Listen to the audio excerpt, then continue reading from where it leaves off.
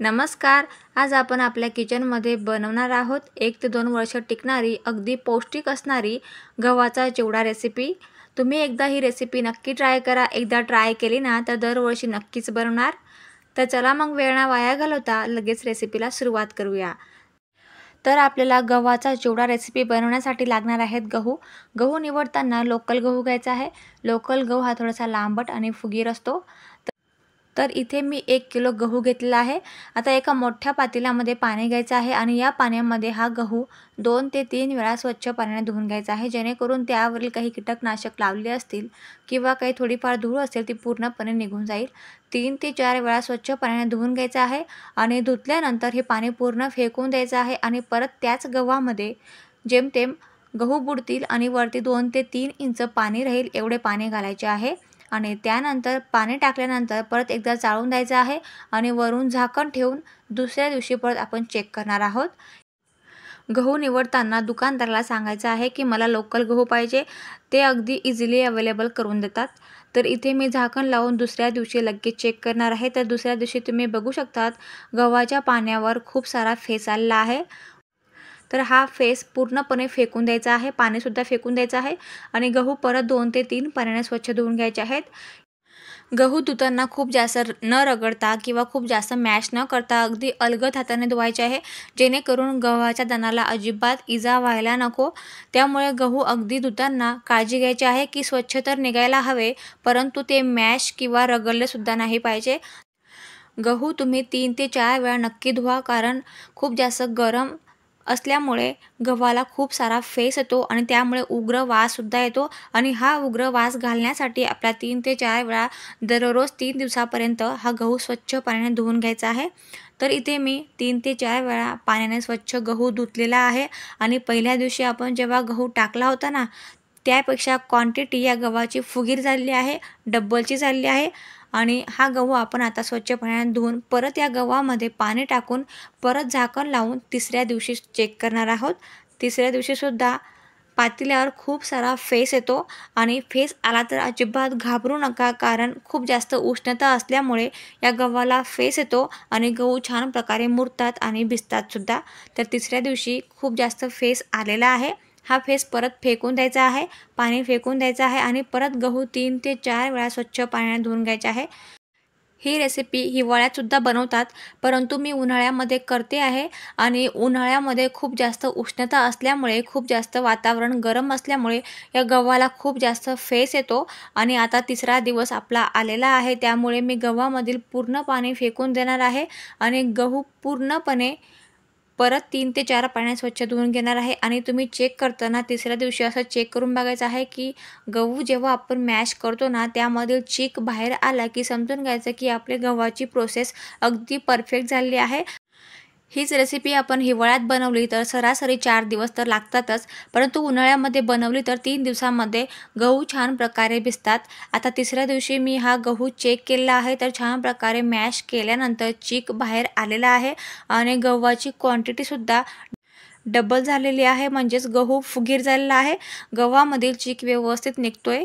तर इथे मी गहू 3 ते 4 पाण्याने स्वच्छ धुवून घेतलेला आहे आणि धुतल्यानंतर अशा एखाद्या चाळणीमध्ये हा गहू पूर्ण पाणी निथळवेपर्यंत ठेवून द्यायचा आहे, जेणेकरून गहू 5 ते 6 मिनिटे व्यवस्थित हवेमध्ये ड्राय होऊन राहील. तर 5 ते 6 मिनिटानंतर तुम्ही बघू शकतात गहू छान प्रकारे ड्राय झालेला आहे, अजिबात हाताला चिटकत नाही, म्हणजेच गहू अगदी परफेक्ट तयार झालेला आहे. बाजूलाच मी एका गॅसवर मोठ्या पातेल्यात पाणी गरम करत ठेवलं होतं आणि ते पाणी आता उकळायला सुद्धा लागलं आहे. त्या पाण्यामध्ये मीठ वगैरे काही टाकण्याची गरज नाही, फक्त पाणी गरम करत ठेवायचं आहे आणि त्या उकळत्या पाण्यामध्ये आपण हे पूर्ण गहू शिजवणार आहोत. तर इथे मी पाणी उकळतं करून घेतलेलं आहे आणि ह्याच पातेल्यामध्ये आपण गहू पूर्ण टाकून द्यायचे आहेत. मीठ वगैरे टाकण्याची काही गरज नाही, कारण ही प्रोसेस आपण नंतर करणार आहोत.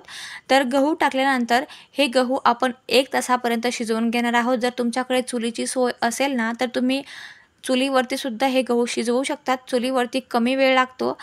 तर पूर्ण गहू मी पाण्यामध्ये टाकून दिले आहेत आणि एकदा चम्मचने आपण ढवळून घेणार आहोत आणि 1 तासापर्यंत हा गहू छान प्रकारे शिजवून घ्यायचा आहे.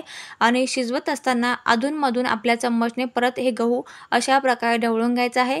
1 तासानंतर हे गहू छान प्रकारे शिजून जातात. आणि कसे शिजवायचे शिजले की नाही कसं चेक करायचं हे सुद्धा मी तुम्हाला सांगणार आहे, म्हणून व्हिडिओ शेवटपर्यंत बघा. तुम्हाला ही रेसिपी नक्की आवडेल, तुम्ही सुद्धा नक्की ट्राय करा आणि अतिशय पौष्टिक रेसिपी आहे. दरवर्षी बनवा, वर्ष ते 1.5 वर्ष आपण स्टोअरसुद्धा करू शकतो. आता 1 तासानंतर आपण गहू चेक करून घेऊया आणि बघू शकता तुम्ही गहू छान प्रकारे शिजलेले आहेत. आता गहू शिजले हे ओळखायचे कसे, तर थोडे गहू मी एका पळीमध्ये घेतलेले आहेत आणि अशा प्रकारे मॅश करून बघायचं आहे. जर थोडंसं चिकट वाटलं तर समजून घ्यायचं की गहू छान प्रकारे शिजलेला आहे. आणि दुसरी प्रोसेस म्हणजे आपण गहूचा दाणा घ्यायचा आहे आणि तुम्ही बघू शकता गव्हाचा दाणा जो आहे ना, त्याचं पोट फुटेपर्यंत आपल्याला शिजवायचं आहे. अगदी आपोआप या गव्हाचं पोट फुटतं. पोट फुटलं की समजून घ्यायचं अगदी परफेक्ट आपला गहू शिजलेला आहे. जोपर्यंत या गव्हाचं पोट फुटत नाही, व्यवस्थित शिजत नाही, तोपर्यंत गहू आपल्याला शिजवायचा आहे. तर इथे तुम्ही व्हिडिओमध्ये बघू शकता, मी तुम्हाला गव्हाचे दाणे दाखवते आहे. अगदी प्रत्येक गव्हाचे जे पोट आहे ते फुटलेलं आहे आणि छान प्रकारे गहू शिजलेला आहे. आता या गव्हामधील पाण्यात आपण थोडंसं मीठ टाकून, थोडंसं जिरा पावडर टाकून, चाट मसाला टाकून सूपसारखं घेतलं ना तरी खूप पौष्टिक घटक आहे त्या पाण्यामध्ये. किंवा तुम्ही पूर्ण पाणी थंड करून झाडांना टाकलं तरीही चालेल. तर इथे मी गव्हामधील पूर्ण पाणी काढून घेतले आहे आणि हे गहू परत आपल्या 2 ते 3 पाण्याने स्वच्छ धुवून घ्यायचे आहेत. तुम्ही बघू शकतात व्हिडिओमध्ये गव्हाची क्वांटिटी डबल झाली होती आणि शिजल्यानंतर परत अजून फुगलेले आहेत. तर इथे अशा प्रकारे आपण गहू शिजवून घेतले आहे आणि परत 2 ते 3 वेळा स्वच्छ पाण्याने गहू धुवून घेणार आहोत, जेणेकरून त्यामधील थोडंफार दगड पाणी असेल ते पूर्ण निघून जाईल आणि गहू छान प्रकारे पांढरे शुभ्र येतील. तर ही प्रोसेस तुम्ही नक्की करा. तर इथे मी पूर्ण गहू स्वच्छ धुवून एका चाळणीमध्ये पूर्ण पाणी काढून घेतलं आहे, अगदी 5 ते 6 मिनटापर्यंत आणि मस्त गहू असे ड्राय झालेले आहेत. हाताला अजिबात चिटकतसुद्धा नाही. आता हे गहू एका मोठ्या कॉटनच्या साडीवर किंवा ओढणीवर किंवा एखाद्या कापडावर आपल्याला टाकून घ्यायचं आहे आणि या गव्हामध्ये आपल्याला काही साहित्य टाकायचं आहे. त्यासाठी इथे मी 1.5 चम्मच मीठ घेतलं आहे. त्यानंतर अर्धा चम्मच आपण इथे पापड खार घेणार आहोत. पापड खारनंतर आपण घेणार आहोत इनो पावडर. इनो पावडर तुम्ही अशा प्रकारे कोणत्याही फ्लेवरचं घेऊ शकता. तर इथे मी लेमन फ्लेवरचं इनो घेतलेला आहे अर्धा चम्मच. इनोने खूप छान गहू फुगतात जेव्हा आपण चिवडा बनवतो तेव्हा. आणि घेणार आहोत आपण 3 चम्मच तेल. आपण जे स्वयंपाक करतो ना तेच तेल घ्यायचं आहे. 3 चम्मच इथे मी तेल घेतलं आहे. तेलामुळे गव्हाला खूप छान प्रकारे चकाकी येते. तर सर्व साहित्य आपण हाताने अगदी अलगद हाताने थोडंसं चोळून घेणार आहोत गव्हाला, जेणेकरून पूर्ण साहित्य या गव्हाला व्यवस्थित कोट होईल. अगदी अलगद हाताने प्रेस करून आपल्याला गहू व्यवस्थित मिक्स करून घ्यायचा आहे. गव्हाला अजिबात इजा होऊ नये अशा प्रकारे आपण अगदी अलगद हाताने हा गहू छान मिक्स करून घेतला आहे आणि तुम्ही बघू शकतात गव्हाला किती छान प्रकारे तेलामुळे चकाकीसुद्धा आली आहे. आता हा गहू आपण एका साडीमध्ये किंवा कॉटनच्या ओढणीमध्ये आपण पूर्ण दुमडवून बांधून ठेवणार आहोत, जेणेकरून या गव्हामध्ये आपण जे साहित्य टाकलं आहे ते छान प्रकारे या गव्हामध्ये व्यवस्थित मुरवून राहील.